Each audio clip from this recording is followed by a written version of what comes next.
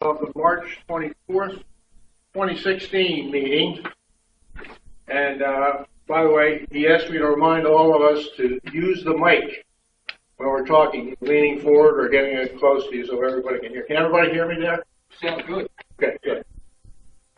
I'll make a motion to approve the, can we have a motion? So moved. Second. Any discussion?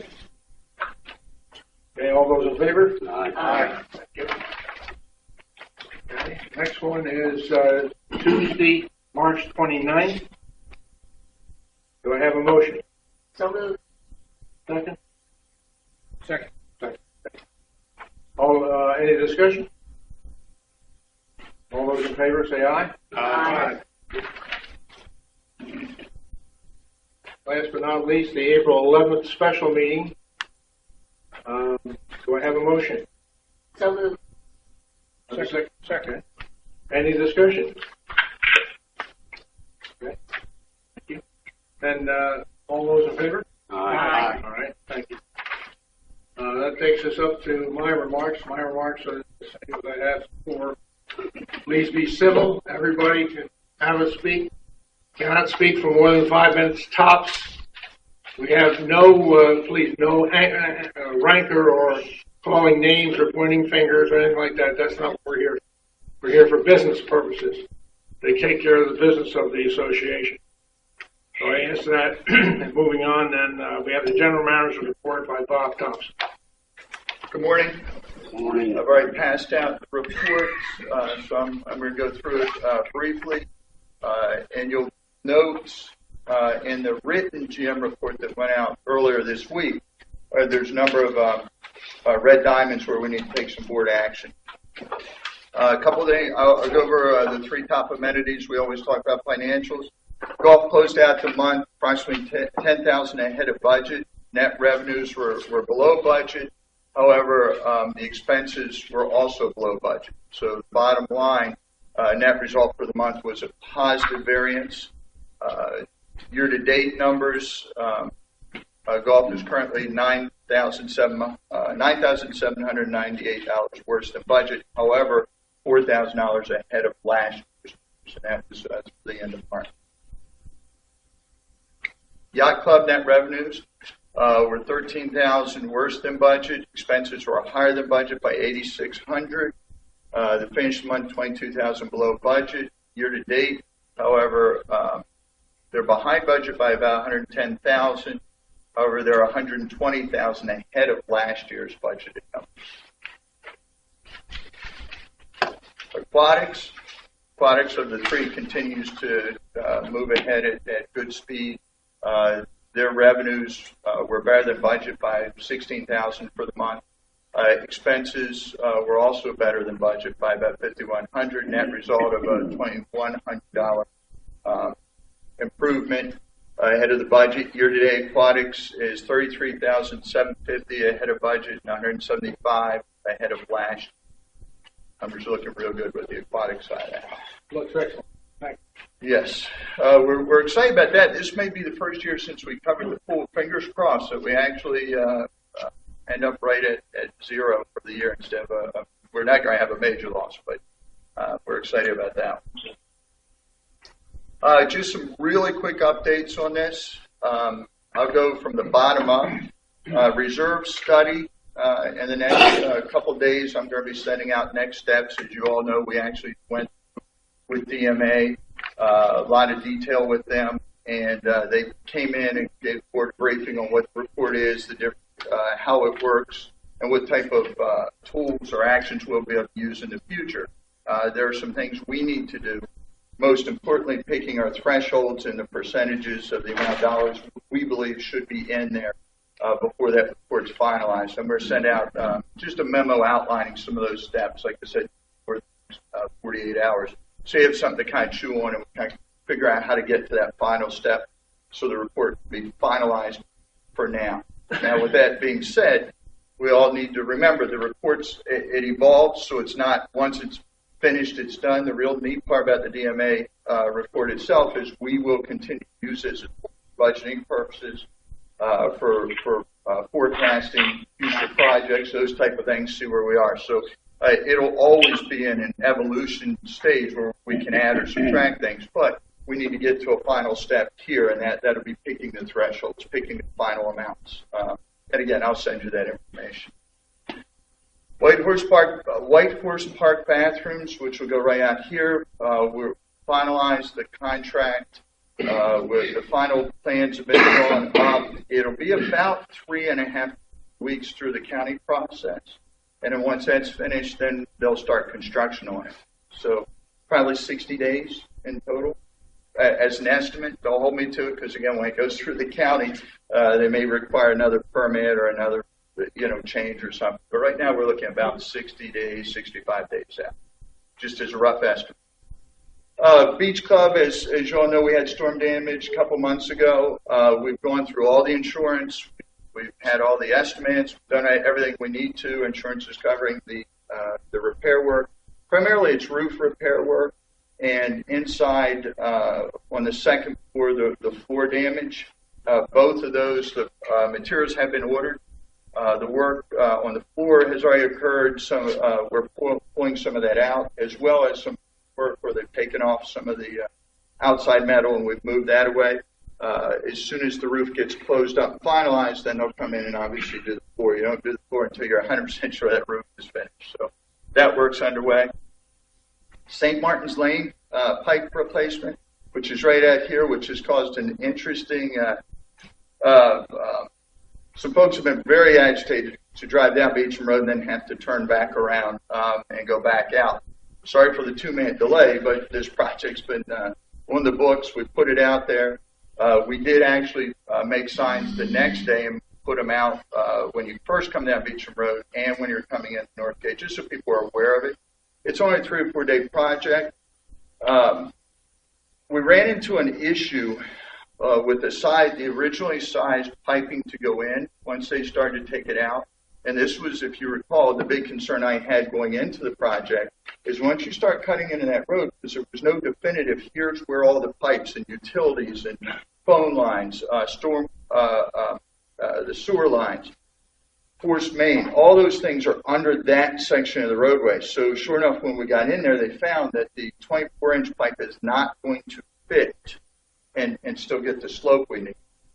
We had 15-inch pipes in there. It looks like an 18 will be kind of the middle ground. So what we're going to do is go ahead and move ahead with replacing the two 15-inch pipes with two 18s. Now, you say, well, that's not much of a difference in size. Does it really improve water flow? We believe it will for a couple of reasons. Ones that have been in there have been there for years. The bottoms of them are starting really, the buildup of silt and debris and everything else had started to rot the bottom of those pipes anyway. They're also were corrugated, so they were holding some of that in there where it would never completely flush out. So the new pipes are pipes that actually are smooth pipes. They're a little bit bigger. The slope will work, so they're going to go moving under those conditions. We didn't know as of yesterday was timing of getting. They had the 24-inch pipe, which was laying on the side of the road. Getting the 18 was the only question of whether it would be a week or 10 days, or if they could get it immediately from another job site. It's only a couple pieces of pipe, so Terra Firma is working on that issue. And we'll know shortly. In the meantime, at night, what they do, or even during the day, the roadway's open, but only for emergency traffic and trucks that can't cross the bridge because the weight capacity.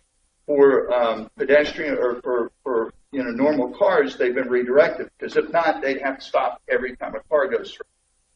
So that's created a little bit of the traffic where folks are being concerned. At night, where they've had the road cut, they have a big steel plate. They just lay over it when they remove all the cones. Just have to slow down going through the area, and it's all flat. Okay. Last one, Mankland Meadows Complex. We're still working on some estimates on some of the different placements. As the board said, go back and look at other options. We're still working with the county for phase one for the final drainage solution. We're getting closer to that. They've been actually great to work with and help us with it. In the meantime, the board asked me to go back and look at some other solutions. I I can have it all typed up for you. Last night I was working on just getting all the notes from everything we had. It looks like, as an approximate cost, I was asked to look at a couple different things. So approximate cost to do convert courts 1 and 2 of the tennis courts looks like around $55,000 to pave that, put the fencing up. It appears that it's approximate, and I say approximate because I was trying to do a final number on that 55. To do 11 and 12 to convert those permanently to pickleball courts is about $25,000. That's nets and posts and labor, and anything else we need to do. They were the two things the board asked me last month. In addition, we're still working with the county to do the drainage and everything that's going to impact the playground, the parking lot, and that side of the area. Yes, Jack. Just curious. Did I get this right? 1 and 2 courts are 55, but 11 and 12 are 25. Is that okay? Well, how come the difference? Because we have to. If we do 1 and 2, we have to pave those. Okay. Because they're hard true courts. Yes. Well, 11 and 12, if you recall, are hard courts already, so we don't have to do the paving. Got it. Again, that's a rough estimate right now. I've got to finalize some numbers, which we received the bid from one contractor on paving, and I just need to go back and double check those before I give you final numbers on it. But I want to give you a rough number today so you had an idea where it was. Okay? Questions about that? Again, some of the action items, we won't do anything, as you all know, until after we go through this, and then we get to the section where public comments, and then the board can take action. Diamond areas in your pack. Which brings us to bridge repair and road striping. You'll notice there are, let's start with bridge repair. We actually, working with DBF out of Salisbury, and if you recall, that's who the county recommended as the engineering firm with the bridge repair, and with such a pretty significant project with bridge repair, they've been great to work with. We had a good, I like the way they put the RFP. You all got to see a copy of the RFP, and everything's in your packet. They did a real good job putting it out. They managed the process with the contractors. They reviewed them when they came back in the actual bids, helped us level them, and then came back and sat with us, and we discussed why they recommended going with one or the other. And their recommendations actually in your packet. And it's on page 3 of the Ocean Pines Clubhouse Drive Repair Project. Actually gives you a little bit of breakdown of total cost. Mertec is the one that is recommended by us and the contractor. I do want to draw your attention that when we were copying, we ended up copying a copy of the Terra Firma bid that you all had seen before for St. Martin's. We're copying that for someone else who had just requested, and it got stapled in, I believe, all your board packets. So just ignore the Terra Firma. Well, thank you for clarifying. It's got nothing to do with the bridges. Okay. But all the rest is in there, and what we're going to request today for board approval is to move forward with awarding contract to Mertec. Next project, I'm sorry, any questions? Can I ask a question about that? Sure. Yeah, I mean, you can. I'm just amazed you can hear me. In page 1 of the bridge project, you referred to the last sentence of the first paragraph says repairs to the substructure of these bridges can be considered next that will further improve the BSR. And that sounds like it sounds like another project, a subsequent project. Is there any way that while this company is doing the superstructure for the bridge, that they can do an inspection or a more detailed inspection to get a leg up on what will be required for the understructure? Yeah, good question. One of the things we talked about with the representative from the company we're recommending was when they actually start to do this work, some of it is a little more invasive than the visual inspection. So they'll be able to identify or share if there are any other major issues that pop up. Now, keep in mind, they're the contractor. They're not an engineering company that does the calculations and all. But they have a lot of experience with it. So we recognize through this process they may identify some other areas or other concerns with the substructure pitch. Yes.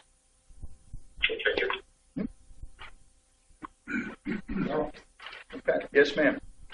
Bob, I see that there is 25,000 built in an additional allowance associated with temporary support for the utilities. Yes. I was wondering why that is our cost rather than the utilities. It's our bridge. Any repair work we do is on us. So we will have the contractor do any temporary. When they go to take the utilities or take those parts of the bridge that the utilities cross over, they have to find a way to hang them, support them, whatever, while they do the repair work. And because it's our contract doing it, it's our responsibility. That it wouldn't be the individual utility companies. Yeah, because you have to think about all the utilities, which you may not think of it. Most of us don't even think of it. We've got wastewater. We've got water. Wastewater being sewage type. We have the regular water, the running water, tap water for a house. We've got Chop Tank Electric. We have MediaCom lines. We have Verizon lines. So there's a whole lot of utility lines that are all popping under, over, around those bridges that get impacted. So they'll just have to strap them up or put them up. Now, we're trying to work with the county, and not trying to, we have been working with the county on how to relocate the utilities that are on top of the bridges to underneath the bridges, or not on the bridges at all. So we're still working with them on that final solution.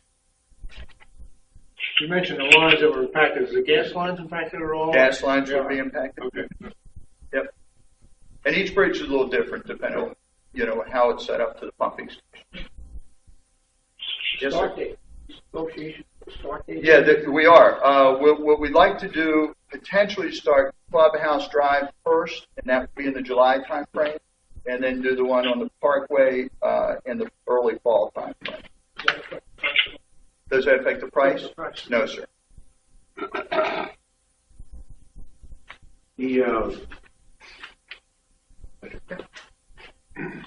Is there a contingency built into this price at all, so that there's some room in case something's uncovered? I know the 25,000 is in there, but I thought that was initially going to be contingency. Obviously, it's not.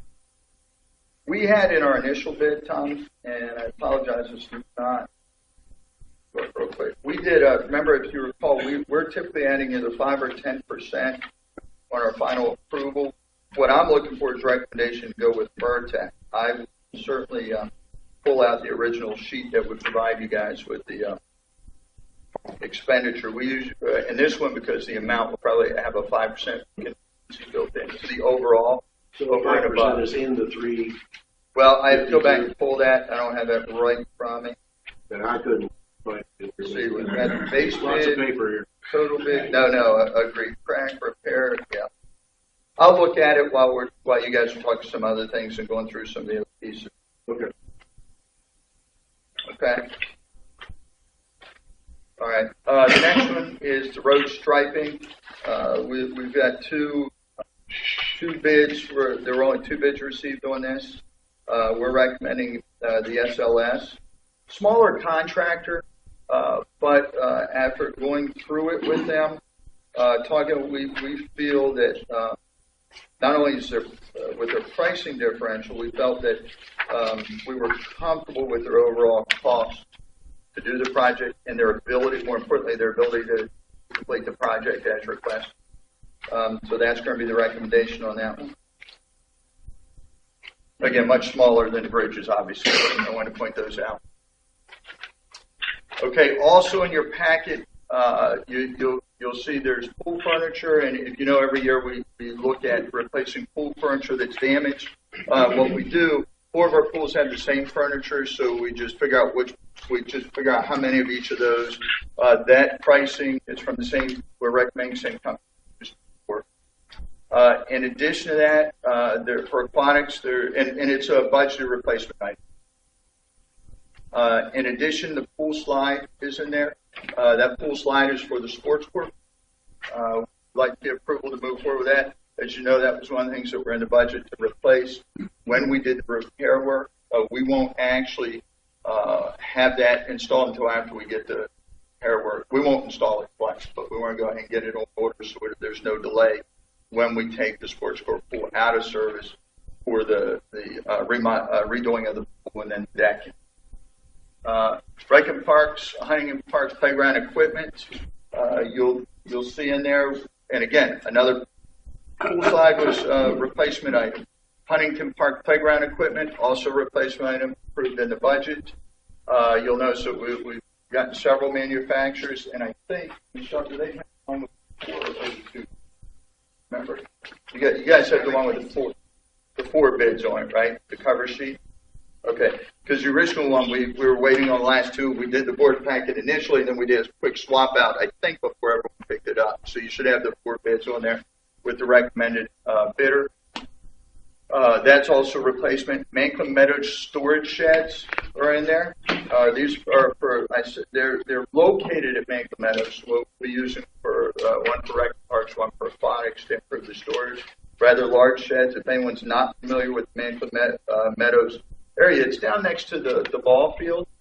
We already have a couple large sheds out there now.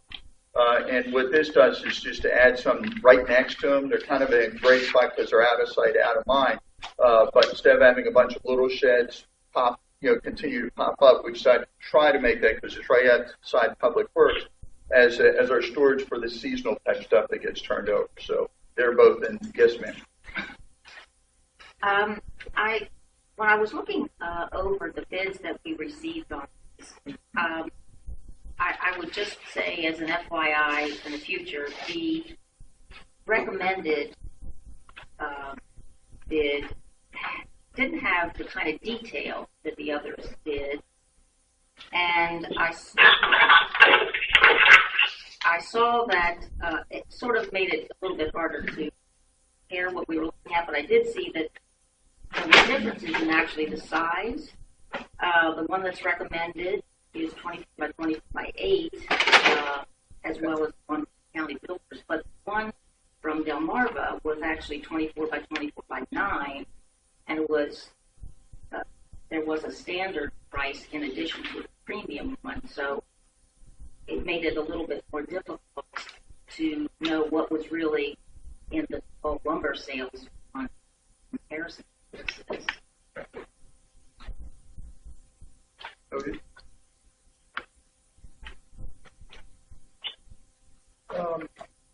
Let's see where we're at. Police replacement. Their pickup truck. It is in the.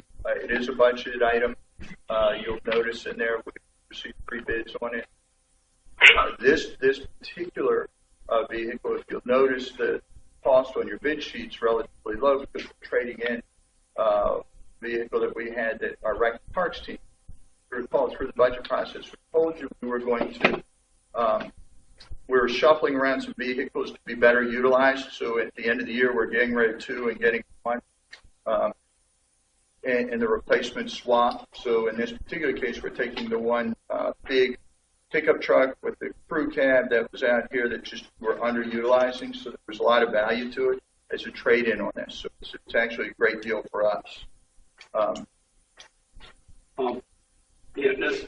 Remind me, I know this is a budget item, so, it's current fiscal year. Why are we buying the Tahoe again? Well, we haven't gotten to that one yet. We're still in the pickup, but I'll be happy to go to that one next. Are we okay with any questions on the pickup? Just so I'm looking at the right thing here.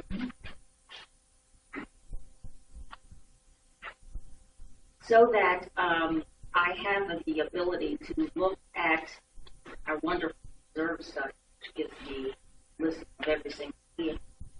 I couldn't determine exactly what truck.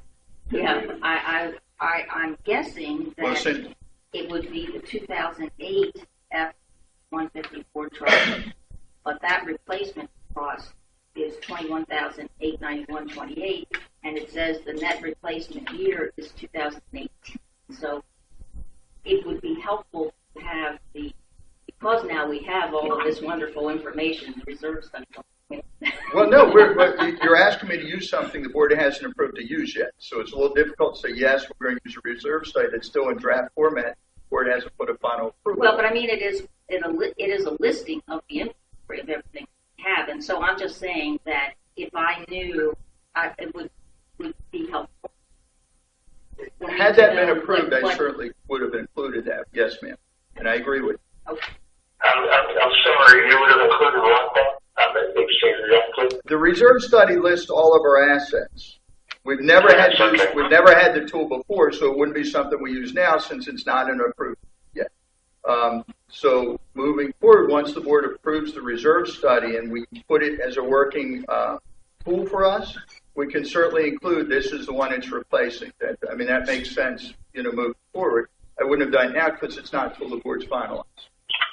Yeah, it is true that we did have Art's inventory list, which has kind of the equivalent information, but we've never used it before. And the reason is because although that's an estimate calculated on straight line depreciation,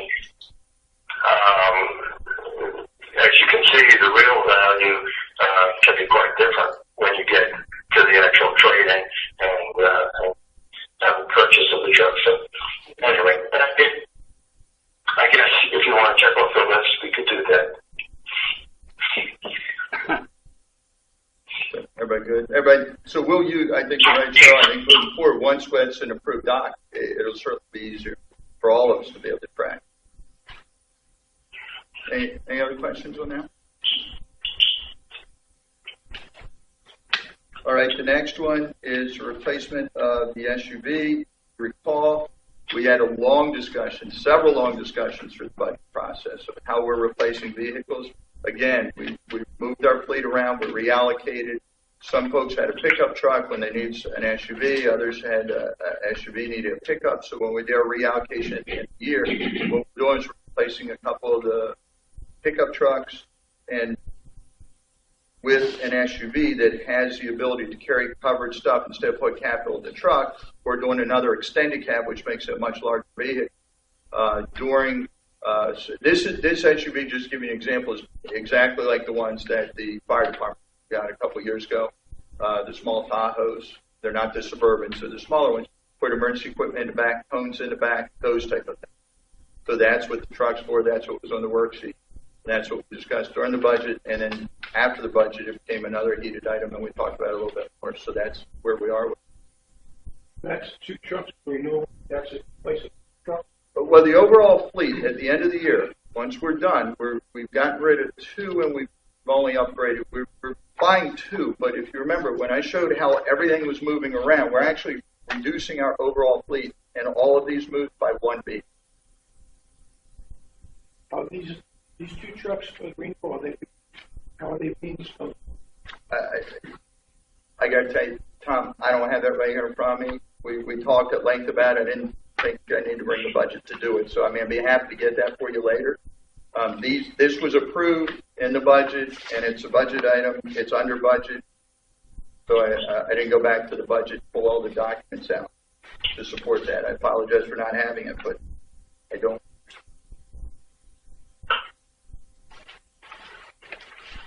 Isn't the process usually if we don't trade it in, we sell? Oh yeah, no. There's a couple of things we did last month. We have the option to. A lot of times we use we go to auction with equipment or trucks, and as last month there was a question after we ordered something that came up from the board about, well, where are these numbers cut? And I went back and gave a very detailed breakdown where it was and what it was. You all make an approval that we can dispose of it. We find our trade-in is lower than we anticipate, and we can sell it at auction for higher. We'll do that, and we'll apply the difference so it's lower cost of association. We do that with every piece of major equipment we believe. We make all considerations of what we can do with it, because sometimes the dealer is going to, you won't get quite as much as you could if you sell it outright or through the auction process. All right, so that's the capital request that you all need to make some decisions on following public comments. There's some things that we're going to do moving forward. Public Works, Open Yard, we've been doing this for a couple of years now. This is just a reminder for everybody in the month of May. We're trying to get the, it's one of the things, spring cleanup, everybody's getting things cleaned up Monday through Friday, and then on Saturdays, Public Works yard will be open for yard debris.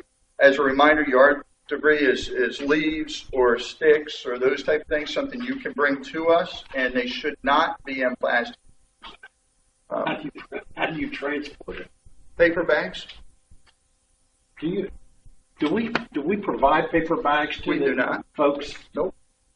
No, we can sell them to you, or you can go to Home Depot and get them. The disposal cost, if you recall, last couple of years for plastic bags has gone up a lot higher for us. In addition to the fact, if not, then we have to break the bags down, which is more labor intensive. So we do that. We're not required to do this, folks. It's a courtesy to our members to help them so they don't have to engage with a third party to remove these things. All we ask is bring them to us and bring them during the hours of operation. We don't want folks laying them up against the fence, which happens, and we have a camera up for that now. You'll get a knock on your door, get your tag number, and you're littering if you just drop it at our fence and don't come during hours. It's unfair to the team. It slows us down. So I should tape over my license when I come. Tape over your license. Remember, you have two, though. See, coming and going. So Well, tape yeah, them I'm in both. Maryland. I know there's front and back. But getting into the logistics. Are you getting into the weeds? We I are in do. the weeds. I do. To the dirt level, I think that's okay. What you're basically saying is, if I show up with a plastic bag full of leaves, am I going to be allowed to carry it in and empty the bag and No. take the We bag? can't have you in the yard where We equipment's can't be running. in the yard. Right. Okay. Fair enough. Paper bags. Welcome to They're cheap. insurance. I got Well, it. they're cheap. Okay. You can get them at Home Depot. Public Works all some stock. We'll sell them to you, whatever our cost is. We're just trying to help our homeowners be able to clean their yards up. Okay? And it's in all the literature explains exactly how to do it. So, okay. Next one, which apparently created some controversy. I'm not sure why, but I'm telling you guys what we're doing. We've decided, working with our Public Works team, to do along with that whole May cleanup, we're trying to get aggressive at helping folks get their properties cleaned up. We decided to do a bulk pickup day pickup of items that we will do. It's the first time we've tried it. We have the equipment and the manpower to do it. And we believe trying to do this one Saturday, again, we're trying to take that next step as a homeowner association, help our members out. So there's a list of rules you have to follow, but basically the two big things, we don't want anything of hazardous materials. Okay, don't put your paints out or your oils out because we won't pick those up. And you need to make sure it's out by 6 a.m. Okay? Once we pass your street, we're not coming back. We're just not. We don't have the manpower or the ability to run through the neighborhood or the expense budget for it. But we do feel for one day, if everyone wants to try to, or as many people that can take advantage of it, we have a list of items that went out in the newsletter. It's on our website. We're just trying to help our membership in a way that we haven't before to help them clean up their yards and their garages or whatever else, their house. You do have other ways of doing this, hiring other than this. A contractor, you also have the ability to hire, call one of the Republic and set up a time and they'll come do this stuff for you. We're engaging with our membership as a homeowner association. Yes, ma'am? Is it possible that you can communicate a schedule of route, how that's going? It's not. And everyone, it's a good question. We get asked that a lot with everything we do. The challenge is I can't tell you how long. When we go down one street, you got a couple guys on a truck. Yeah, it's going to be the small dump truck. A couple guys doing. You don't know how long it's going to take them to clear one street.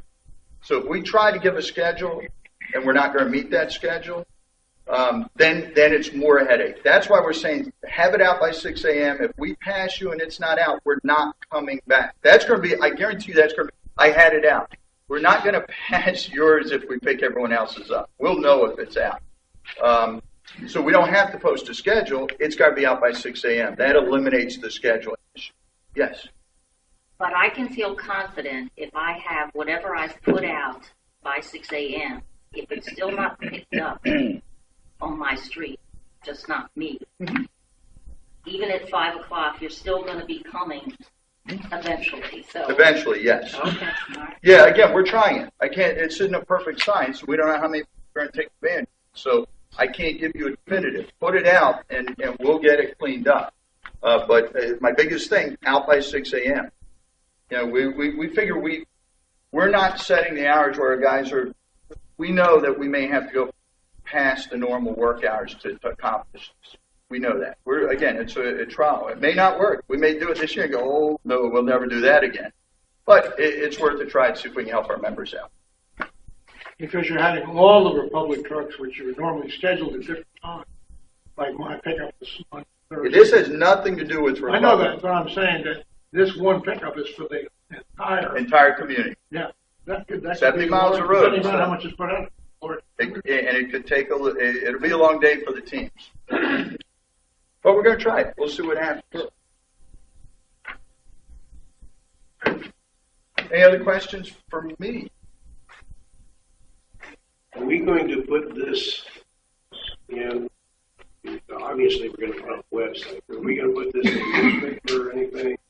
No, what are we doing? Newspaper, newsletter? There you go. And the 6 a.m. is going to be in big letters. It is, and we all know people are going to complain that they did it and it wasn't. I know that, but I'm telling you, if we go by, we've gone by because we picked up everybody else's. I mean, we're going to know that. That's all I have for you. Thanks. Now is the time for public comment. Please stand up at the microphone, give your name and where you live, and you're limited to no more than 5 minutes for less. You have a lot of time. Make sure. Fine. It does. It actually takes it. All right, green to go. Both are on. So it's on. Michael Petito, Section 1, Lot 277. Here about the CPI violation at 47 and 44 Harbor Circle. I've sent photos to all of you and also the CPI. And 44 Harbor is in foreclosure, and I'm sure it's owned by a bank now, and nothing has been done to clean up that area. It's been there for over 3 years. The house is in arrears for 3 years of assessment, and I'd like to find out what the progress is on it. Actually, Jack Collins have came out and visited the site, and as he can tell you, the pictures doesn't do it justice. It's a total disaster. I live on a corner lot there, and I'm surrounded by people that don't clean up their lots. So I got 220 feet of drainage ditch that I'm constantly raking up. All this stuff winds up in my property. There's a few other people here. On the letter I forwarded to you, there's about 5 homeowners that signed it. 2 of them are here today. I don't know if they want to speak to it at all, but this is Rick, and he'll take the mic. Thank you. My name is Richard Kubiak. I've been a property owner here for 25 years in Ocean Pines. My wife first bought the property here in 1993. If I were to come into the Pines today and look at my house, I would not buy my house. Not because of the different properties around me and the way people don't take care of their properties. Okay, I don't know if that's an indictment on my neighborhood, the people that live in the home, or the association. I don't know. As Mike said, we drafted a letter jointly. We had various neighbors sign it. So it's in effect a proxy. It was sent to the board, and I note that we are not in the agenda. So I'm sort of disappointed in that. I thought we did everything properly, following proper procedures and things like that. I don't know what it takes to get your attention on this matter. I contacted CPI probably about 4 or 5 years ago, and essentially there were repercussions on me for contacting the CPI. Well, anyway, That's what I have to say. Once again, I'm disappointed in myself and my neighbors not being recognized for this. I don't know whether you guys have anything to say for that, but you know, where I come from and my background, if you're remiss in doing something, you stand up and say, hey, I'm sorry. Thank you. Other public comments? Yes, ma'am. I'm Greer Groves, and I live at 41 Harbor Miss, and I get to look out my front window at that house that they were discussing for the past 3 years. Nobody has lived in the house for 3 years. The house is not secured. There is a boat in the front yard that's not secured and is growing weeds out of it. I have 2 small children who often play outside, and all of those things are a danger. There's garbage around because of that house, and you know, it's just really about time somebody do something about it. Thanks. Thank you. Good morning. Slobodan Trendic, 20 Drawbridge Road. Excuse me for a moment. I want to pass something to you.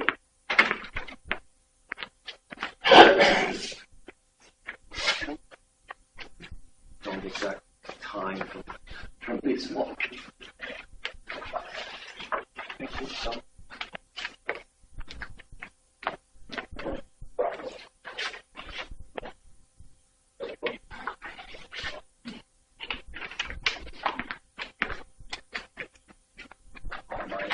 Media also, we don't want to ignore them.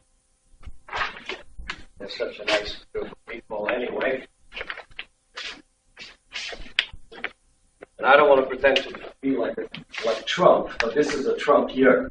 Anyway, listen, I just want to make a couple of comments. Let's start first with a comprehensive plan. There's been a lot of coverage in the media related to the committee. And some of the comments made really made me think about what actually is going on.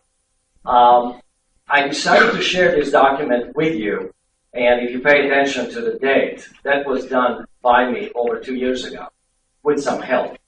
But the document is really important because it basically lays out what the committee should have been doing for a long, long time. I have tried to jumpstart the work on that committee, and for 3 months, unfortunately, nothing has happened. So I left in frustration and decided to focus on the board and the election. But nonetheless, what's on that, in that document and on those slides remains true today. It is something that can be done, should be paid attention to, and should be applied.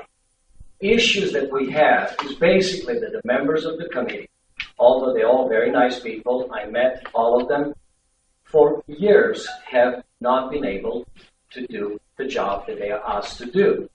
It is really up to the board, especially the board liaison, to provide goals, guidance, set the deliverables, assign the timelines and deadlines for those, and make sure they're done. If they're not done, you don't wait for 5 years for the committee to do that work. Because as Tom said in his interview in the paper, comprehensive plan is an important piece of the whole puzzle. You can't do what you're doing, including the reserve study, talking about raising money, and all this stuff, unless you have a clear picture, and comprehensive plan becomes part of that clear picture. You got to make sure you get it done, and you can't waste any more time and allow committee any more time because they've already have lost 5 years of failed effort. Furthermore, let's talk about the reserve study now. I would encourage all of you to put the reserve study draft online. Let the homeowners take a look. There's a lot of very experienced people in this community that can provide some very valuable input to all of you before you make it final. It's an important piece of the work, and I think there's a lot of people here that are very interested in what the study has to say. Finally, I have a real concern with some of the comments that are made about setting a percentage. We're talking about increasing money that's being collected from the homeowners. Now, here's the bottom line. There's a clear difference between the reserve funds and the capital replacement funds. We know what one is, and what the other one is. The reserve fund is used for component replacement, repairs, maintenance. The capital replacement funds are used for replacing the infrastructure, the buildings, the bridges, the roads, the clubhouse, the beach house. If you are going to start talking to the homeowners about increasing HOA dues in order to make up the gap that the reserve study is telling you exists, then you start by looking at how do you properly finance this. You shouldn't be really collecting money up front for a few years in millions of dollars from the homeowners in order to finance these replacement projects. There are other ways to do it, and it really should be a joint decision by the homeowners as well as by the board and everybody else that should be involved. But the bottom line is, Yacht Club is a good example. We have paid for the Yacht Club 30, 40 years ago when it was built. We paid for the Yacht Club 3, 4 years ago when it was built again. We are paying for its replacement through a depreciation that will be replaced 50 years from now. Now you're talking about other assets. The bottom line is, really, there's other ways to finance this capital replacement requirements as opposed to just collecting money up front from people that have already paid for this. Homeowners that have been here for 30, 40 years, they already paid for this. Now you're going to ask us to pay for it again. I think you need to open a dialogue with the homeowners to avoid the controversies and to welcome their input and their comments. Thank you very much for your time. Thank you. Anyone else? Joe?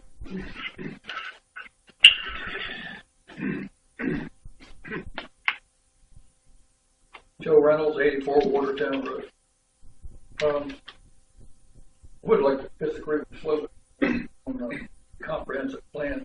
I think as it's currently set up, it's a complete waste of time. We said money good. These people are here today to complain about appearance of homes and problems, work that needs to be done to comply with the DRs. I think it's an outright shame that they have to come in here in that fashion, because the fact that they are is an example that this board and this general manager are not doing their jobs. The primary job of this board of directors is to protect the interests of the homeowner. Primary job, beyond anything else. And you've been ignoring it now for many years. I'd say for the last 6 years at least. I get a lot of complaints from people on my forum. The thing they complain about the most is the appearance of this place. I sent an email to the board of directors 3 months ago with a photograph of a home that's apparently in foreclosure with all the stickers on it. The front porch is falling down. The steps are rotted and collapsed. Never heard a response. And that's a fundamental problem around here. When you write to the board of directors, you typically never hear back. You guys are derelict of your duties.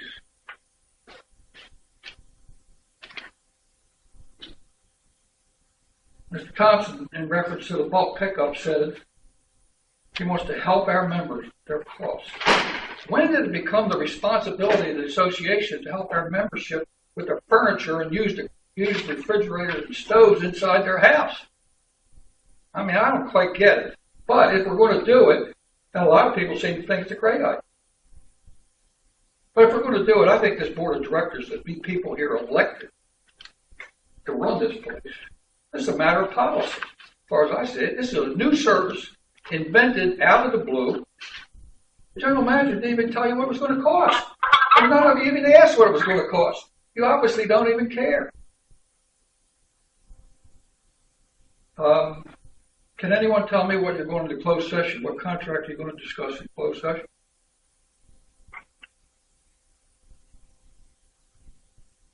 Can anyone tell me what contract you're going to discuss in closed session?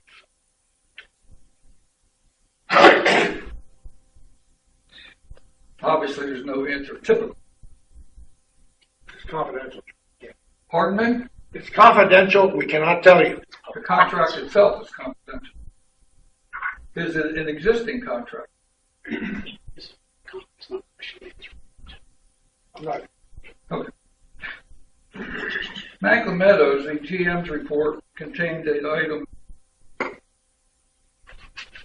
about final documentations and bids are still being assembled. Once finished, a final recommendation will be proposed to Macklin Meadows. Is that in reference to the $150,000 motion passed, or is this in reference to different work?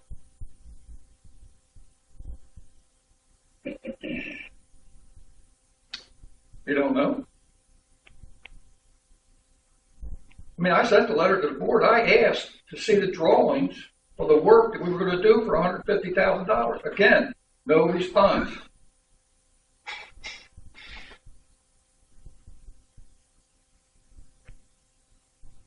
That's about it. Thank you very much.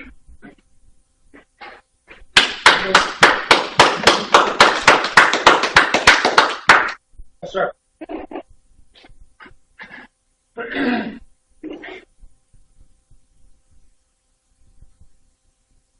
Hi, my name is John McNaught. Address is 1101 Ocean Parkway. I've got a lot of comments I'd like to make, but I think the most important one of my list, I'll just go through that one, and I'll leave the others to talk to each of you as I can. The main issue I would like the board of directors to think about, in my opinion, is the relationship between the board of directors and with the advisory committees we have. We're in 12 advisory committees or 13 advisory committees. Point of reference, we had I remember the name of the group meeting, executive council meeting last week. I think we had representatives from 3 of the 13 advisory committees there. Very, very poor showing. As we all know, the purpose of an advisory committee is to advise the board of directors.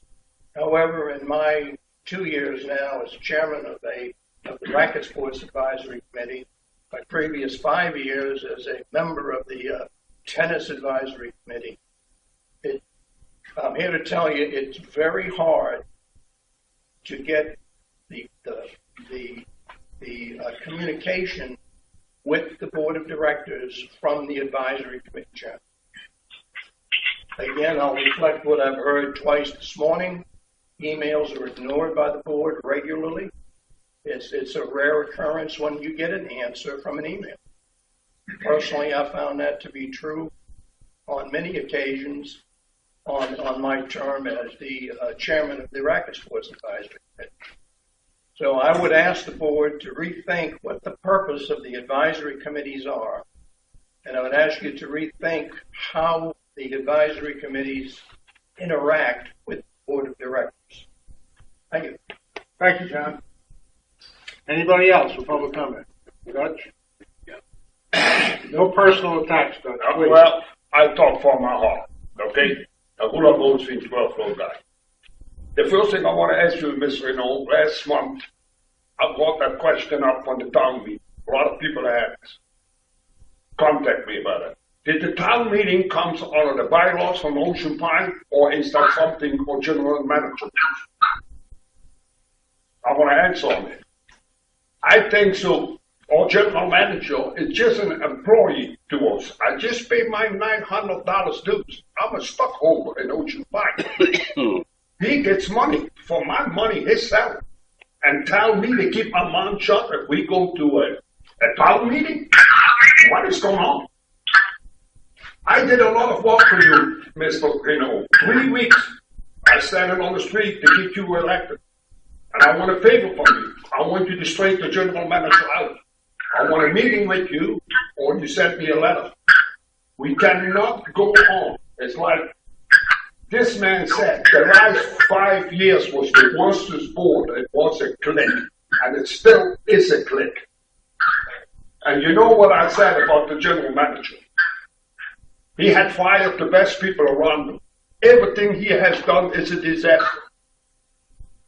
Now I want to ask you a question. How much money that Ocean Pine received from the recycling? Is there a note how much money we got from the recycling? See? Or general manager had 5 years, the biggest man, all the money he get from the recycling. I want to ask you, Mr. Thompson, what is the beef you promised us? What is the beef from the yacht club? What happened to the $1 million membership, the lifetime membership? You tell stories. It's not true what you're telling us. I think so, and the same thing with the town meeting. I think that you think that you own Ocean Pine. You're just an employee. You have to listen to those people. And I think that Mr. Tom is right. We need new leadership. We cannot go in the next year with you as general manager. I ask you again to resign. That's the best thing for the whole farm from Ocean Pine. I want you to resign. You've already said this many times before. And it's you're way out of control. You're a very nice person, but you're not the right man for Ocean Pine. You have to make too many mistakes. Too many mistakes. My dues on the youth leadership went up $500. And what I got? Nothing. And I asked you what Tom Harris said, look for a new manager. And then make a statement that this and this person get elected, I quit Mr. Thompson. Don't scare the people that you're so good. Leave. And then we have peace and Ocean Pine. No personal Well, anyway, I want a letter from you or I want to meet. I did a lot of work for you, Mr. Renault. This man has to be straight out. And I'll be back next month with the same question. All right. Anybody else? Thank you. All right. Now we're going to move on to the capital purchases request, the aquatic pool furniture.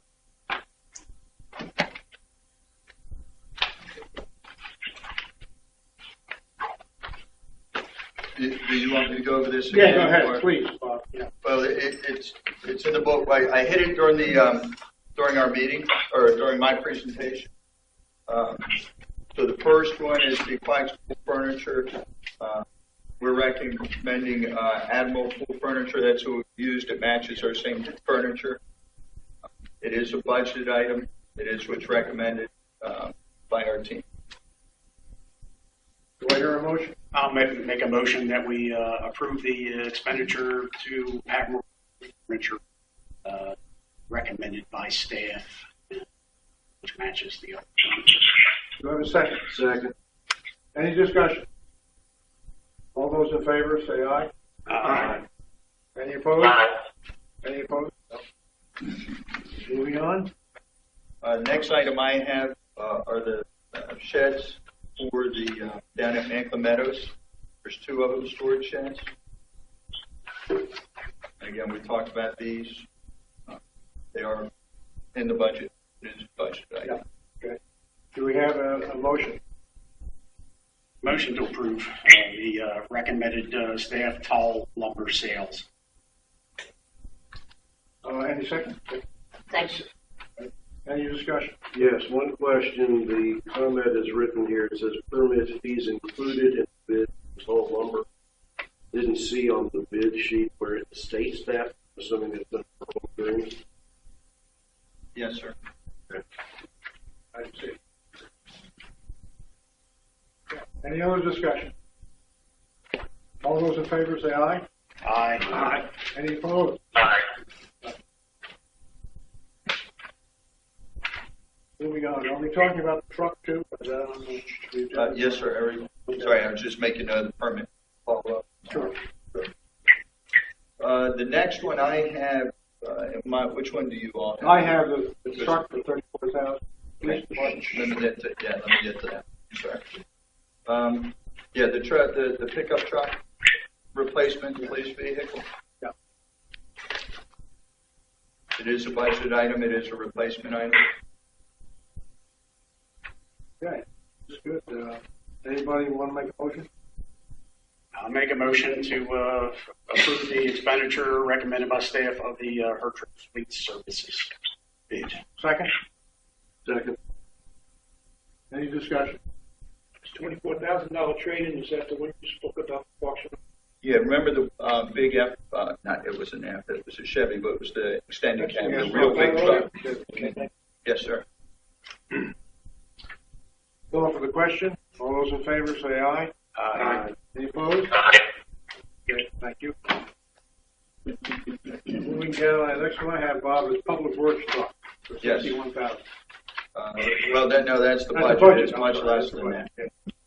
Yeah, that's the Tahoe purchase that we discussed. Yes. Is that the Tahoe? I'm sorry? Yes, sir. Yes. It's the one with 61,000. That's the budget. Yeah, that's right. Yeah, it's coming in about approximately 16,000 under the budget. Good negotiations. Say 16,000 or 61,000. Well, please make sure that I All right. can't take credit. No, I can't take credit for it. We said when we went through the budget process, we just pulled up whatever they had online. We knew it was going to come in much lower. Anybody want to make a motion to approve? I'll make a motion to approve the Hertrick Fleet Services recommended by staff truck, $1,087.87. Second. Any discussion? Call for the question. All those in favor say aye. Aye. The next item I have is the Huntington Park Playground Replacement Equipment. Budget item, $35,000. Recommending Miracle Playground. Notice it's under budget. This is the second item, by the way. The second one listed, usually it's the first. Second one, Miracle. Yes, sir. I saw it's highlighted.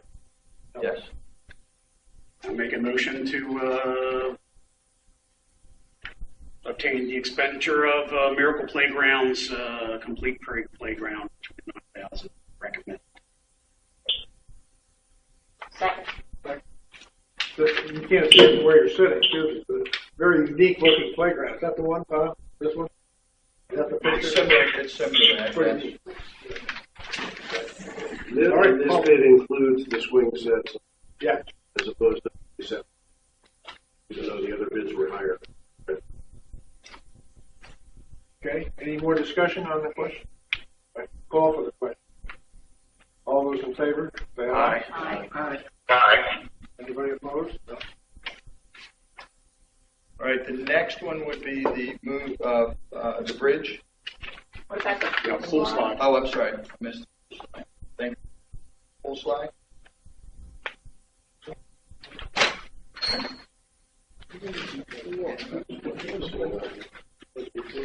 My packet looks.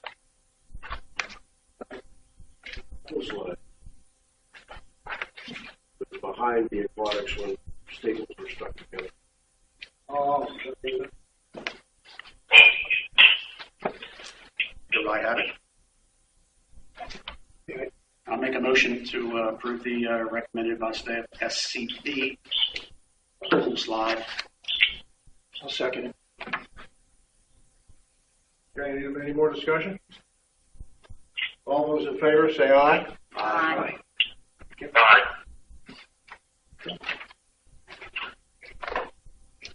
Now are we up to the bridge, I think? Yep. Clubhouse Bridge, or the bridge work as proposed, because Mertech is the contract. Do I hear any approval? Any motion? So moved. Second? Second. Discussion? Again, I just raised the issue of contingency to make sure we have that built into the price. Make sure.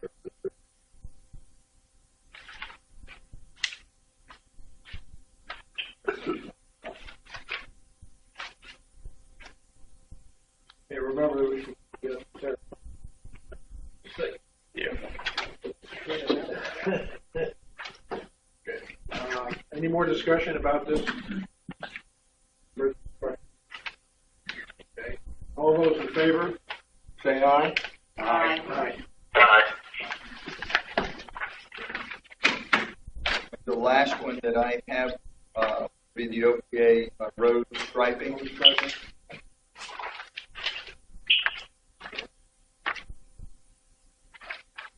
Hear a motion to approve the road striping.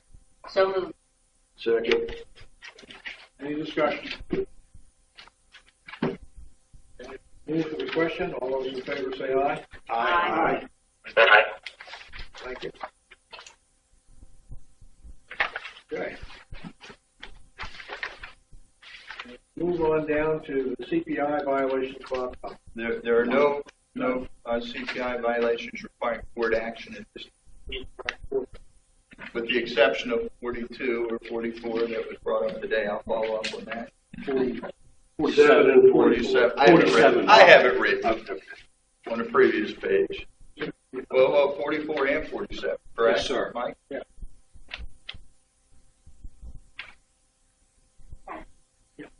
I'd like to comment a little bit about that. If you all recall, we've talked about this in the past. There is a particular procedure that we currently must follow when these complaints are received. I think that there is probably agreement within the board that we need to work on shortening that process. Right. And so we are going to be working on that because, well, I don't know why this particular one has been for years, but, you know, obviously there are lots of complications when properties go into foreclosure. And so we are definitely taking a look at trying to shorten that process to address these in a more timely manner. You have a fast track provision in there already. You don't use it.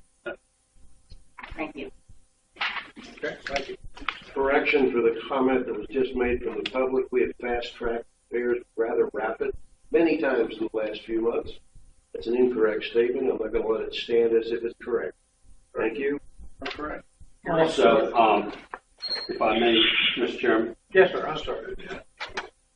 I'd like to compliment these two gentlemen for coming forward and letting this board know that there's a deficiency within their neighborhood. Unfortunately, the 7 people up here can't be all over this community. And we depend upon input from each and every one of you to give us an idea as to what's going on in these neighborhoods.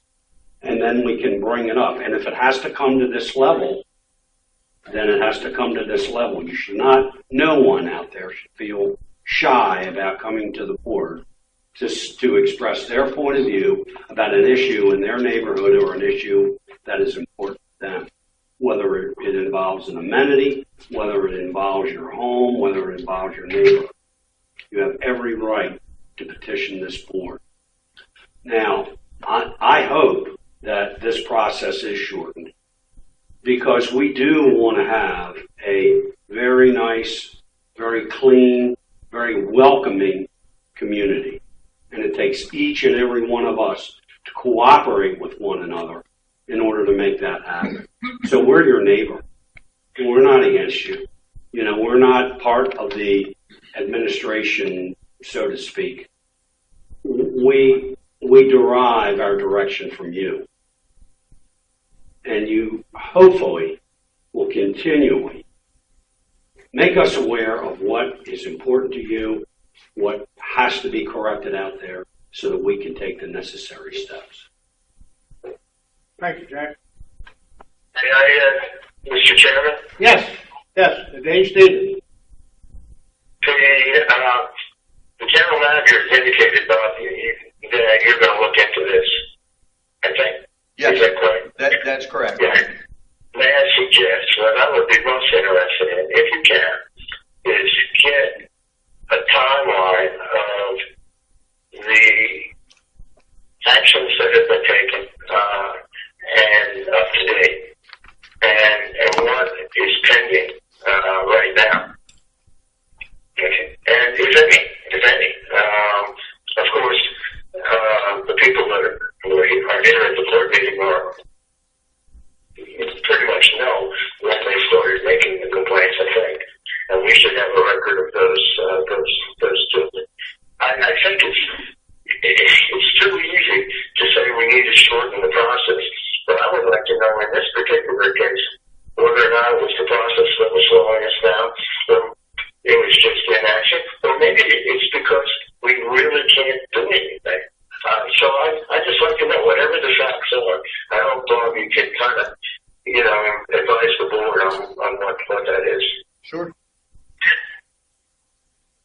Thank you, Dave.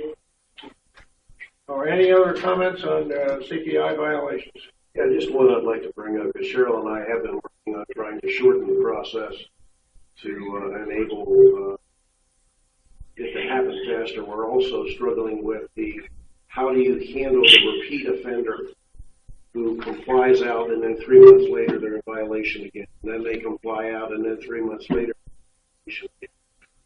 So hopefully we will be able to present to the board at the next meeting.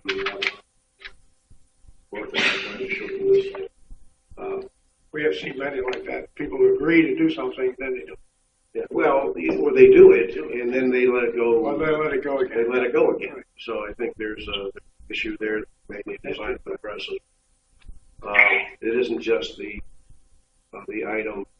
The other issue is the balancing act. Those of us who have heard the history of Ocean Pines, and some in the audience who have lived through it, we've been through the time where the CIP was Gestapo running around checking people's yards and things as part of their assignment. Pendulum has certainly swung away from that being what we want people to be doing. We as a board are going to have to give some directions around that. We're really depending, as Jack said, on folks reporting these things, so we ultimately end up with something that we can act on. But ultimately, some form of proactive oversight may be something we need to talk about. Again, I don't have the answer today, but we're working on these kinds of things with the board. But, thank you. All right. Next item on the agenda is old business. Is there any old business? Open the door. Open the door? No. sorry about that. Ambient noise. Somebody open the door. Open the door. Which one? Okay. Under new business, we have I'll read it out and then I'll turn it over to the person who raised it. Board discussion reference to amenity policy, resolution M02, and how it applies in regard to the recent announcement that Ocean Pines will offer free 1 week trial membership for tennis, platform tennis, pickleball to residents and non-residents, capitalized, alike. And that's Tom Harris. Tom? Yeah, I have some reservations and concerns about this press release that came out, offering free 1 week long memberships in all 3 racket sports up to 7 consecutive days for residents and non-residents alike. First, I'd like to say I was a little bit surprised to hear the news because it was released prior to any board notification or discussion on the issue. And I have some concerns about that because I'm personally against offering free memberships to non-association members. I don't know what the impact this will have on those that pay for the membership. As it is now, we're arguing over and we're fighting over how we can supply courts to supply the fall membership as it stands now, particularly in the wintertime in the gym.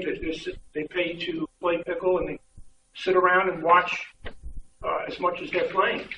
And we're opening this not only to our association members who support the amenities, the assessment, but to anybody that lives in the United States, basically can come here and have a full week membership to play the sports. And I'd like to have some open discussion because I have reservations about it. I'm not sure that this is consistent with our amendment policy, which is to benefit the association membership for their enjoyment and satisfaction, and how this will impact that. I understand non-association members can use our facilities according to the amenity policy, but they have to pay fees that are higher than what our association members pay. So these are a few of the concerns, and I'd like some feedback from the board on if they feel that we should continue with this policy or cease and desist this membership for the time being until we can discuss who should be allowed to enjoy it, what sports it should be for, and what the time frame should be for this promotion. Yes? Yeah, I just have one simple question, and that is, what's the thought process behind this offer? Can somebody help me out with that? I certainly can. This isn't a hard thing.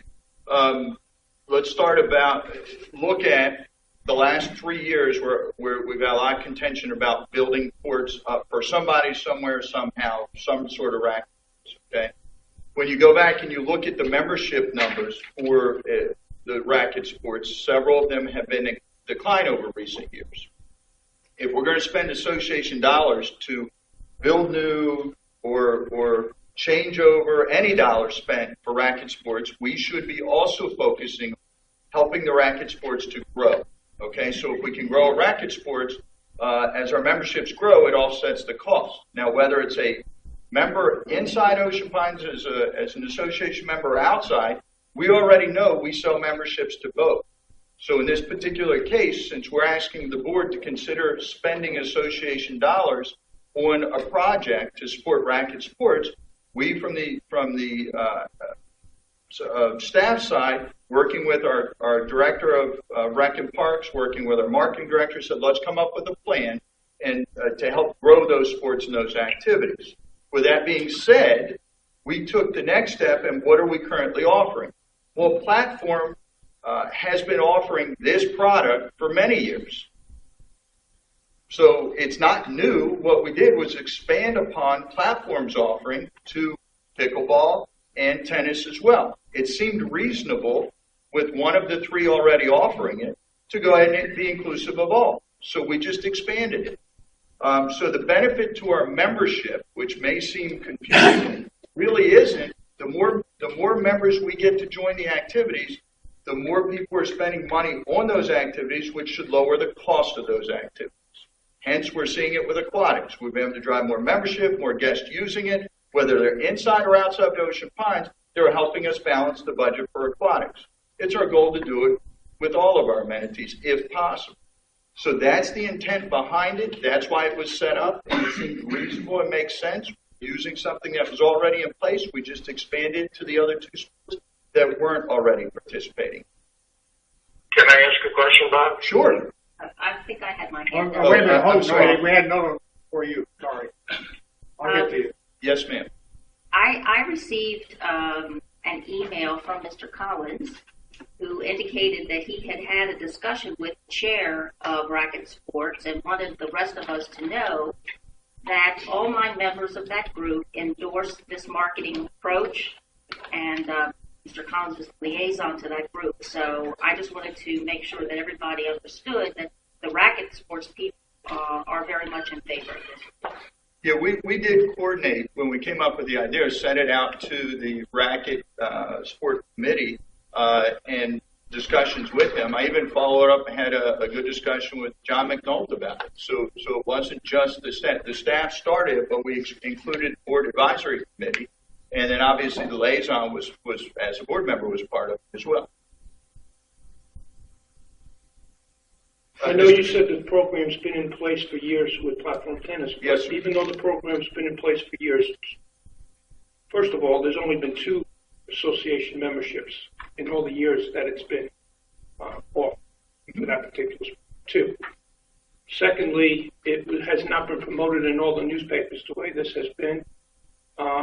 It's mostly been an internal promotion for the people in the membership. And my only concern here is the protection of the people in the membership that pays for that amenity, and allowing the use to anybody that come in outside the HOA to use this for a free membership. I don't think that's protecting the rights of the association members. Okay. To allow this to be so promoted to all the 3 sports when we don't have the courts to actually handle it at this point for pickleball platform. They're saying that we need more courts for the membership that we currently have. And to offer this, is particularly in the winter time, when pickle's played indoors and people are already waiting, anybody can come in here and use those courts. People who live here pay $5 to use the courts, and they're going to sit on the bleachers while all these free memberships are being given, if it is promoted so importantly the way it's been doing right now. My concern is those people that are paying, that live here, to use those courts, particularly in the limited space in the gym, all winter time, will actually just be sitting on the bleachers while people from outside the membership get to use the amenities that people who live here and our members support. that's my concern. Great, and two great concerns. I thought by coordinating with the Racket Sport Committee, which is the advisory committee to the board, and they accepted and said it was a good idea, and they represent their three sports. Their engagement and acceptance of it means they understand what the consequences will be. So we've already reached out to whether we felt it would impact it. So that's first and foremost. Second, because I agree with you, we don't want to disenfranchise our membership. However, we want to grow the memberships. To your first point, yes, they've internally done it for a number of years unsuccessfully. Last year, if you recall, we got rid of our third-party management of the racket facility, took it under self-management with the Ocean Pines staff. Through that, we're trying to be more engaging, find out ways we can help drive the revenue up at those three sports so we can continue to grow the way everyone would like to see that happen. So because of the failure of one piece not being able to do it doesn't mean it wasn't a good idea. So we took the idea and said, we can do the advertising. We can push it out. So hopefully all three have success. So because it didn't work before, I don't think it was widely disseminated. If you want to have something to be successful as growing the membership, you need to push it out on a broader scale. And by taking it away from one group, it isn't saying you had a bad idea. It's saying we like the idea. We want to expand on it, push it out to everybody. So for those two reasons, I would respectfully say we're doing extra steps because we would like to see all three sports grow. That racket complex is very unique in its design, and since we have so much passion around growing it there, we believe from the staff side, from the administration side, we should be trying to help them grow that as well. I agree, but I think we should be trying to grow it throughout the association membership. Okay. Also, at certain times of year when sports may be available or not available. And also, I'm wondering why you preclude the children of the families for tennis in particular, because that's a sport that's aging out. The reason why the membership is down is because the membership is aging out, and now this policy allows the husband and wife to play down to 12, 13, 14, 15-year-old child to join them during that week. And maybe the youngster could get interested trying to bring some youth into tennis and increase their membership in that regard. I'm wondering why the children of the community are precluded playing with their mother and father when we know as a fact tennis is aging out. Let me interject here if I can, because Dave had a comment and he's been waiting for a while. Dave? Yeah, I'm still there. Yes. Have you fallen asleep while I was waiting for your comment? Go ahead, Dave. Yeah, the comment, to a certain extent, Tom preempted some of the things that I want to say. I think the real issue is the fact that this is, first of all, broadly disseminated, advertised in the area, and in an area which is a huge resort area during the summertime. The benefit of 1 week of free tennis and free anything, will certainly attract people who are down on vacation for 1 week or 2 weeks, and will come and who say, hey, look, we have nothing better to do. Let's go over there and play and play tennis. The whole, it's also kind of a blatant disregard of MO2 in an area in which has received a lot of controversy over the past years, and that's non-association member use of our facilities. I mean, the one thing that we do is we make sure that, or try to make sure that our association members receive a benefit based upon the amount of money that they're putting in. They're putting in terms of Buckland Meadows, they're putting in a ton of money, not just the fees, but the capital that's going into the refurbishment of the things in Buckland Meadows.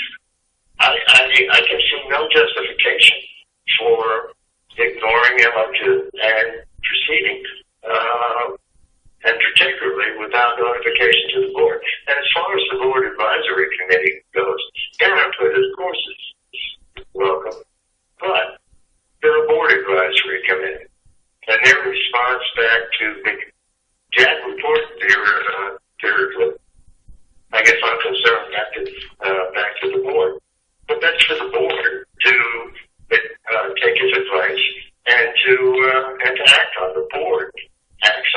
not a fait accompli.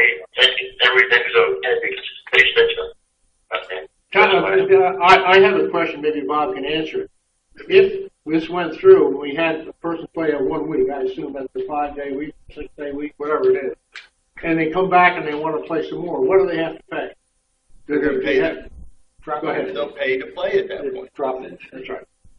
So it's a drop-in issue. It's Whatever the $5. drop-in fee, yes, $10 for tennis, what, $5? Well, they will have it for a week, though. Yeah, no, we're free, but I want to find out what For they a do. week, after. if they have a 1 week vacation, they're coming back. So,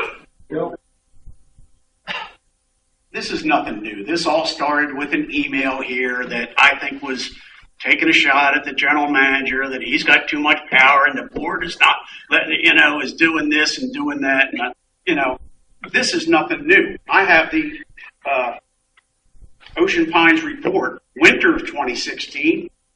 Here is platform tennis for free. Free platform tennis. Not every Saturday. Enjoy a free trial week. That's from last year. This is the winter of 2015, 2016. Platform tennis beginners clinic.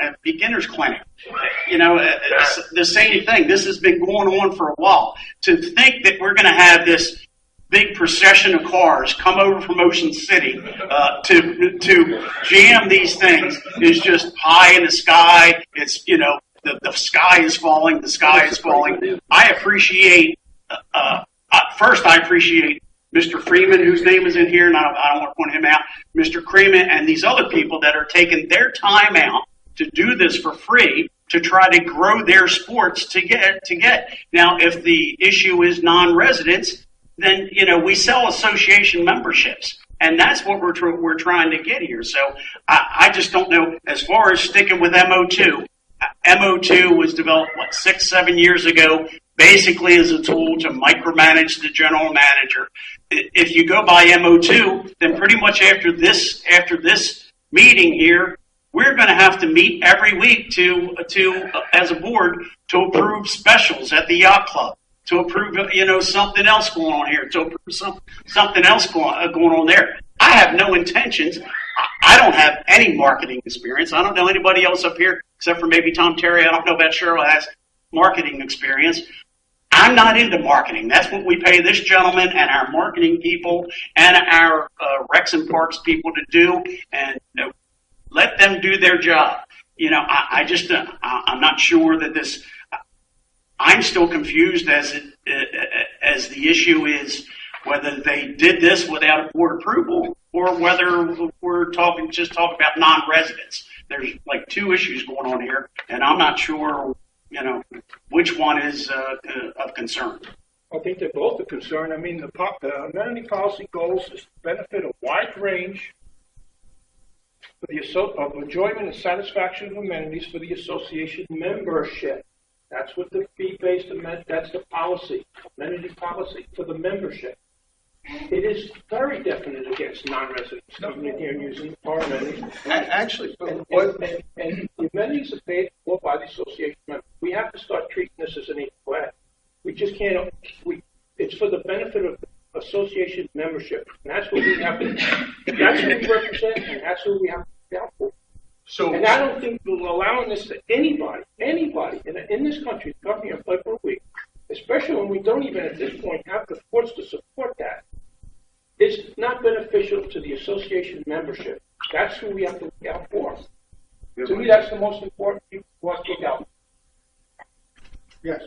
Tom. Mr. Chairman? Tom, I'll get your name. Yeah, let me address the violation of MO2. There's absolutely no violation of MO2 whatsoever. MO2 clearly states all amenities to the association are available to the general public, and they have to be available to the general public because we cannot put a moat around this community. We already went through some of that, the IRS case and things like that. It's not that I'm proposing that we overbuild or underbuild based on people who don't live here or aren't members of the association, but the claim that this is in violation of it. And matter of fact, if we were to give away the free week and charge the people who don't live here, that would also be a violation of the tax rules that we just got through living through. in many ways. So whether you like it or not, the reality is we cannot differentiate in that particular case if we're not going to charge ours anything. I doubt seriously if they would be very happy with us charging non-members. So as far as this being a violation, the budget, it was just passed by this organization from the general manager's proposal, which include all the budgets for all the departments, and the cost or lack of cost for these activities, I'm sure, were in the initial budget that we just passed. So as far as there being a violation of MO2 is absolutely not correct. Now, to the point that you're making about us overemphasizing the growth, there are many activities that go on in Ocean Pines that are able to be held because we have enough members who want to participate, along with some people from outside that make the event possible. There are a lot of things that go on in Parks and Recs that are affordable because we have a number of people who maybe don't belong to Ocean Pines, but they come in and join and participate. That allows our membership to have enough people to justify the class, justify the program. That does not mean that we want to overextend our capabilities. MO2 also says subject on availability, meaning that the capacity of our asset needs to be able to not be overwhelmed by people coming from outside. To your point, Tom, I think that's very well taken. Part of what we now are faced with is the need by the advisory committee stating we need the 2 more platform tennis courts. That we need that to meet the needs. We need pickleball courts to meet pickleball people. That whole debate is going on. But as far as this being something that's in violation of MO2, it absolutely is not.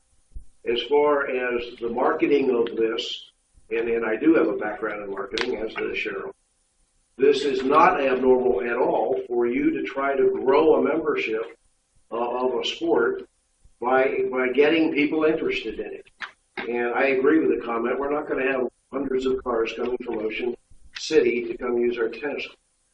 But, to me, the issue here is that Jack's email came out, said this has been going on for a long time. I was the liaison to Correction. That email did not say this has been going on for a long time. The email simply stated that 9 members of this particular committee voted in the affirmative for this marketing plan.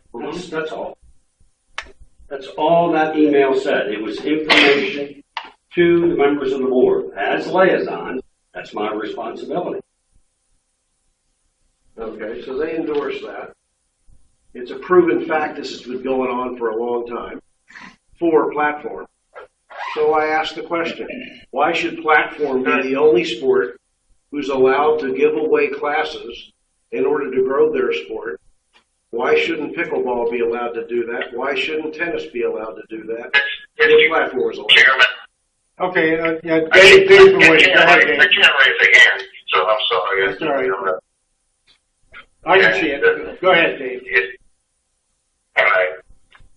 It's difficult to know whether or not to answer Bill first. I'll just say very simply that the MO2 was not put in as or it was discussed by several boards over an extended period of time, and it was not devised the way to Michael Penix, general manager. It was, in fact, a way, an attempt to establish policy for the use of our amenity. Policy, which is, in fact, the last time I looked up earlier. Okay, as far as Tom goes, I think he's dead incorrect. That as a matter of policy, we have established a policy, and I can read it, if I may, for fee-based amenities, general purchase, public may purchase association members that will pay daily fees. The charges for these uses shall be set higher than charged to the association members.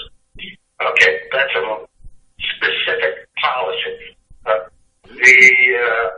Now, with respect to the platform test, which Bill brought up and which Tom brought up, I asked the question, media was used to advertise the free work used for platform tennis?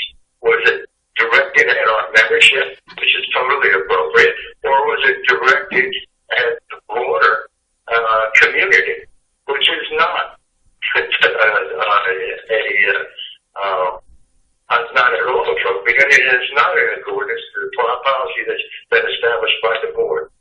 So, this issue is all about that as far as I'm concerned. Now, there's a second issue. I believe it's a bad idea to broaden it out to the non-membership and to offer those free weeks. I think encouraging the membership to use it, and that's within a later part of MO2, which I won't scroll to, but a later part of MO2 does give the general manager the ability within in building the membership from within the members to make those kinds of offers and adjustments. So you're wrong, Tom. It is a violation of MO2.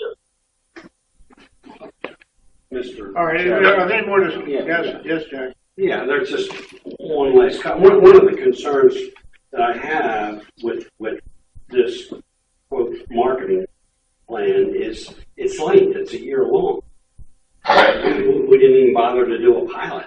We didn't even bother to discuss it in open forum. We didn't even bother to get specific feedback like we got from these gentlemen about some property that was in disrepair in their neighborhood. We did not get any feedback from the advisory committee other than my information coming back to the board saying that 9 people thought it was a good idea.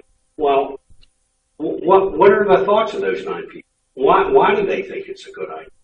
We're in the dark. We don't know what their thought process is. I understand they're trying to build membership. I understand they're trying to create a lot more activity down there at that complex. I understand Bob's motivation in trying to get more and more people into our community to utilize these amenities. But again, it's just something that pops up almost like you're blindsided, and now suddenly you have to make a decision that it affects the entire community, not just this board. And you don't even have time to discuss it, think about it, get other points of view. My primary concern is the process, number 1. Number 2, the length of this particular proposal. Thank you, Jack. Are there any other comments? Where do you want to go with this, Tom? Do you want to make a motion, or do you want to just leave it? I'll make a motion to cease and desist from this program before it becomes effective, May 1st, until the board can have further discussion on how we can market it through the association, the time frame, who we allowed in, and continue with. I also agree that we definitely should do something to increase the membership, but I think we have to put our efforts into what's best for the association to do so, and I'll make a motion, cease and desist until there's further discussion. Right. Does anybody second that? I'm second. Okay, Dave. Any more discussion on the motion? Yes, Cheryl.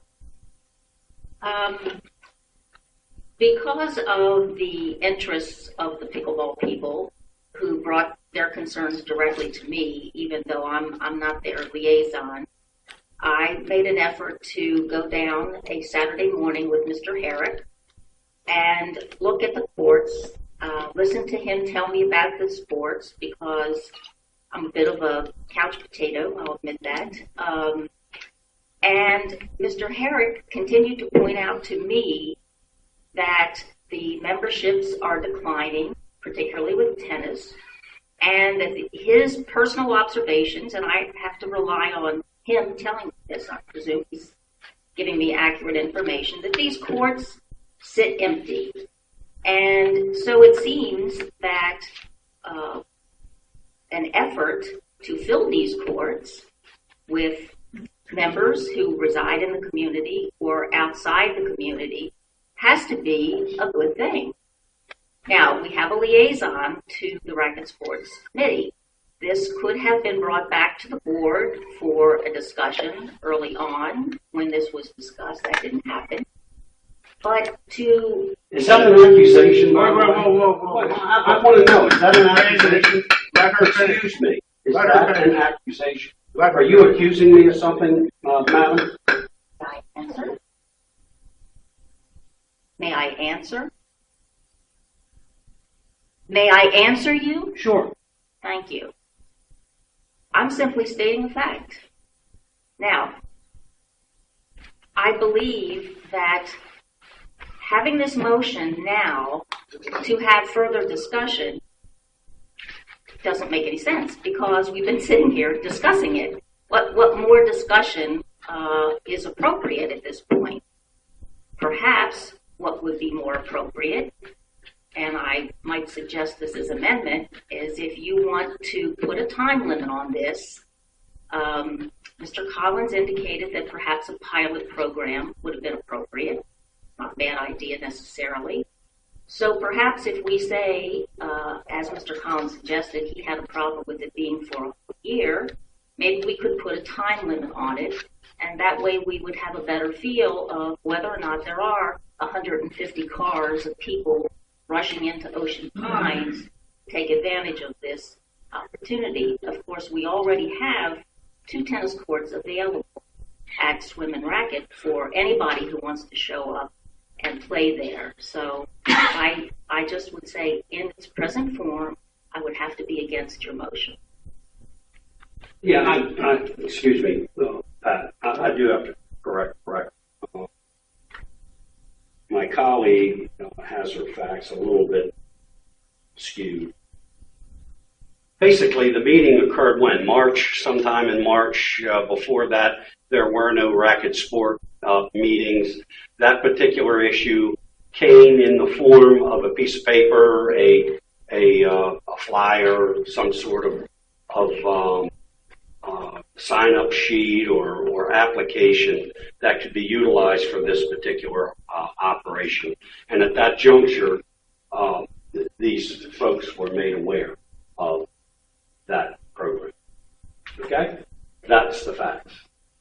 But you did not bring that to the board's attention at the March meeting, or is that correct or not?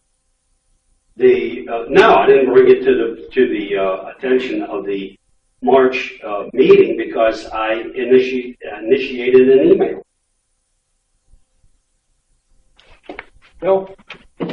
This is marketing. This is not board something the board should be involved in. That's why we're paying the general manager. That's why we're paying the marketing people. That's why we're paying the Recs and Parks to put these things together to try to forward our association.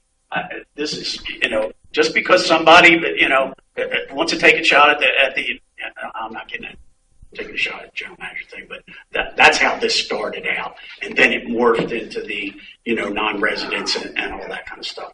This is not something that the board should be involved in. Like I said, then we'll be back here voting on specials at the yacht club. We'll be back here doing, something going on at the playground. This is, I'm sorry, this is not, to me, this is not anything that the board should be involved in. All right, Bill, I just want to point out, as part of the amenity policy M2, 7, marketing. Management shall prepare a comprehensive annual amenity marketing plan to support amenity use and membership enrollment. This plan shall be developed and presented to the board no later than the April board meeting of each year. It specifically says in the policy that the board is to be involved in marketing. Specifically in the resolution. Okay, just to correct. Well, and just to address that particular item, I do provide the marketing plan, business plan for the major amenities in the budget. So I've done it well ahead of April. It's by April, but I give it to you during budget time because I think that's the most appropriate. What I don't do is I again never realized it was such a big deal on this. was go to every item, everything in these books, from the activities guide to everything, to come toward approval each month, say, we're going to run a league, we're going to run a program, we're going to do it this way. I don't think it was written for that intent, and I believe I do provide the marketing and the business plans in the actual budget process, which is ahead of the requirement in MO2. I did not see this particular marketing plan in the budget process. I just said I would not put individual programs that level of specificity in the budget, nor would I put it in a marketing plan. We do hundreds upon hundreds of programs in the association each year. So you would not get details on each of how we're going to market each of those programs. It's just not something we've ever done or ever been asked to do. Mr. Chairman. Good. Dave, yep. Mr. Chairman, this is a matter of policy. That's what it's about. It's not taking shots at, and I really resent the comment that this is about taking shots at the general manager, as Director Cordwell suggests. It's a question of following a policy that's been established by the board of directors, and it's basically in one aspect only, in my opinion, goes outside of that policy. And I think the general manager should have realized that he was going outside of that policy. He should have recognized, and certainly that this has been a sensitive issue in many different areas for a long time. And before going out to that, at least notify the board that this was going out into the bullet press and papers as a marketing advertisement. I think the issue is non-resident or non-member marketing, how to market to the general public. And I think that is a whole an issue that shouldn't just happen. It should be discussed first. Yes, we'd like to, any more discussion? Otherwise, we're going to call for the question. All right, all those in favor of Tom Herrick's motion? Yes, sir. Make a comment. No, you can't. No, we'd have no public comment. Sorry. Why is it brought up? We can't speak. No. All right, I'm going to call for the question. Those in favor of Tom Herrick's motion to decline this, you want to repeat your motion again, please? Yes, the cease and desist. Cease and desist, that's what. Yeah. Point of order, there was a suggestion. Agreement. There was a suggestion for you to amend your motion to put a timeline on it. Is that an official amendment to the motion, or are you simply requesting that the amendment be changed? Well, to answer Ms. Jacobs, first of all, when I did give her the tour of reports, I said they were underutilized. I was referring to the tennis courts, specifically the tennis courts. This policy or this marketing fee should be discussed further for what particular sport, what time frame we want to do it, and who should be included. There's many issues involved here. It's not just one with time frame. So the reason why when you say what more discussion, I think there's a lot to agree on and how we would want to proceed with this type of marketing plan. I just, as parliamentarian, I want to make sure that you were sticking to your what I'm saying is I want to cease and desist, or it becomes effective until we can discuss exactly how we should market. That's the motion. All right. Now, those in favor of the motion, please signify by saying aye. Aye. Aye. Aye. Okay, so we have 3 in favor. Is that correct? All those against the motion signify by saying nay. Nay. Motion does not pass.